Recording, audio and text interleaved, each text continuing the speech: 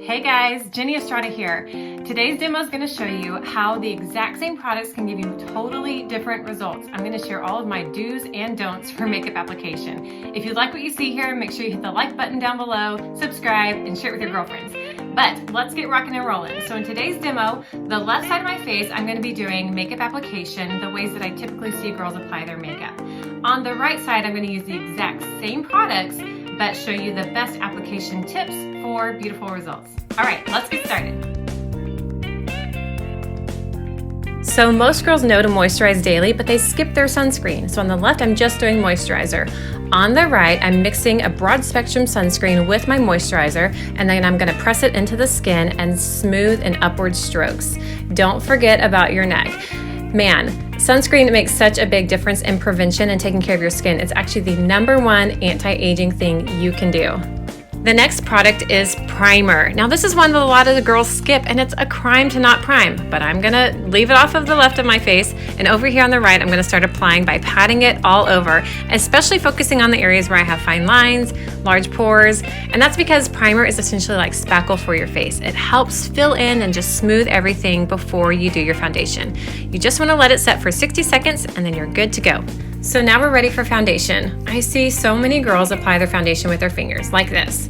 Not only does this tug at your skin, but it makes it hard to get everything even, and it can look streaky or sparse. And you know what? If you end up needing more coverage, it's hard to accomplish that with just your fingers as your tool. So this award-winning flat top foundation brush is everything. I mean, seriously, I'm gonna use the same foundation and even the same amount of product, but use this brush to disperse it on my face. Then I'm gonna use a pressing motion all over to get a fast but flawless airbrush look. You also wanna make sure that you go past your jawline so that you don't have that foundation line. And wow, just wait till you see the difference that the primer and this brush make. Next is concealer. I see girls all the time rubbing it on like this, tugging their skin back and forth. And when you do it this way, honestly, it's easy to apply too much and not even realize it. When you apply too much, it actually can draw attention to fine lines or look cakey. What you want to do is create thin layers. So you just dab it on with your ring finger. My crunchy foundation actually gives me such a great base coverage. I don't even need a ton of concealer anymore. You can see that I'm bringing it up by the bridge of my nose at the beginning, and then just lightening the shadowed areas. And I just press it on in thin layers to lighten things up, and then use your flat top brush to blend your concealer seamlessly with your foundation. Then I see girls taking their powder and doing something like this all over their face. What you actually want to do is tap a little bit of powder into your lid, swirl it onto your brush, and then tap off the excess. You want to take your powder and just press it into the areas that you really want to mattify or control oil or shine. I like to just do my T-zone and then leave the other areas dewy. And then this #9 brush is perfect for setting the concealer under my eyes. Now for one of my favorites, bronzer.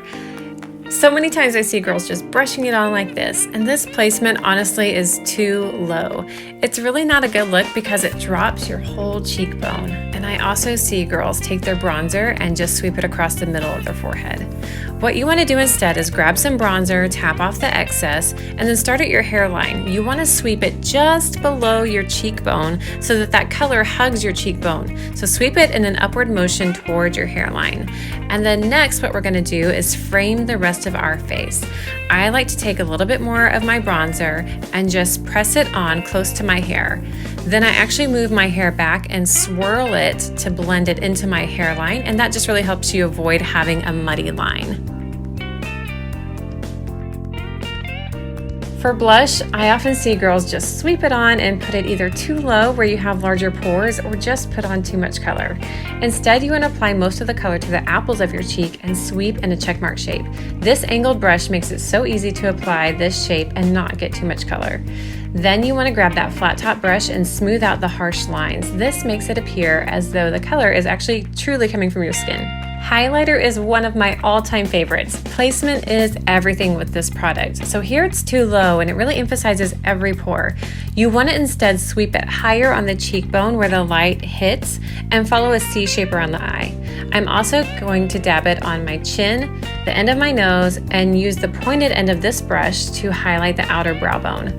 Light strokes and then blending with your flat top give your skin that soft, radiating glow. How gorgeous. Moving on to eyebrows. Okay, so most girls start here and they start with a harsh line to really square the brow and then grab more product and work outward with them. At the very end, they'll then brush them into place. Now, I like a more natural look, and so on the other side, you'll see me start by grooming the brows. And then what you actually want to do first is to start at the arch. And you're gonna follow your natural shape above and below the brow to define that structure that you want. This toxin-free brow pomade and angle brush, oh my gosh, they make it so easy to create really natural looking hair-like strokes. So then at the very end, once we get everything filled in nicely, you're gonna make sure that you go back one more time and groom your brows again for a really blended and soft look. Next is eyeliner. I see so many girls who start at the inner corner and create a really thick line, but by the time that they work their liner all the way across their lashes, it really thins out at the end. And to be honest, you want the opposite. You really want the outer area to be lined slightly thicker and the inner corner to be slightly thinner. So on this other side, you're gonna see me start in the middle and work out first. That way I get a nice thick line, and then I will go back and work from the inner corner to connect it.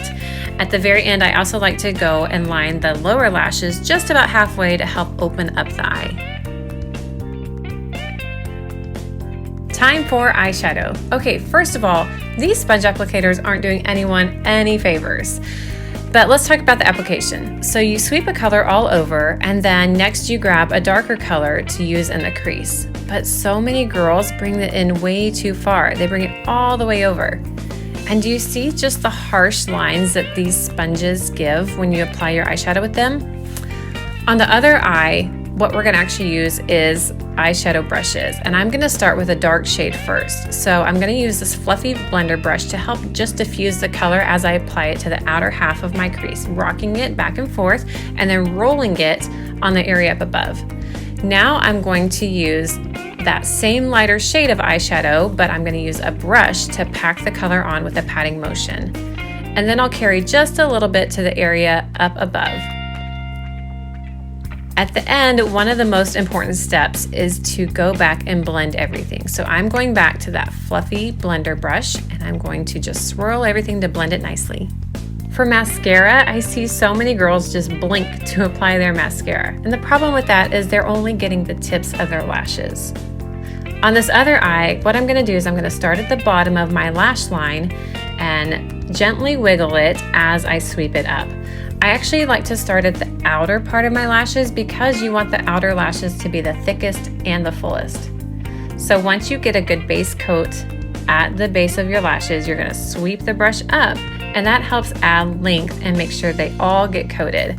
And I like to also coat my lower lashes where my eyeliner is. Last but not least, we're gonna do our lips. So you wanna start by hydrating your lips with a good lip balm. Seems like a simple step, but a lot of people skip it actually. And it also seems like you can't mess up on doing your lips, right? But there is a big difference in how you can apply your lipstick. So on the left, what I've done is I'm applying just inside the lip line. On the right, I am hugging just the outer edge of my natural lip line. And wow, what a difference it makes.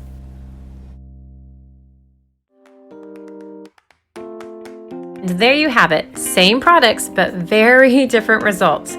You can check out all the products and tools from this demo in my shop, but let me know below. I would love to hear which tips stood out to you the most.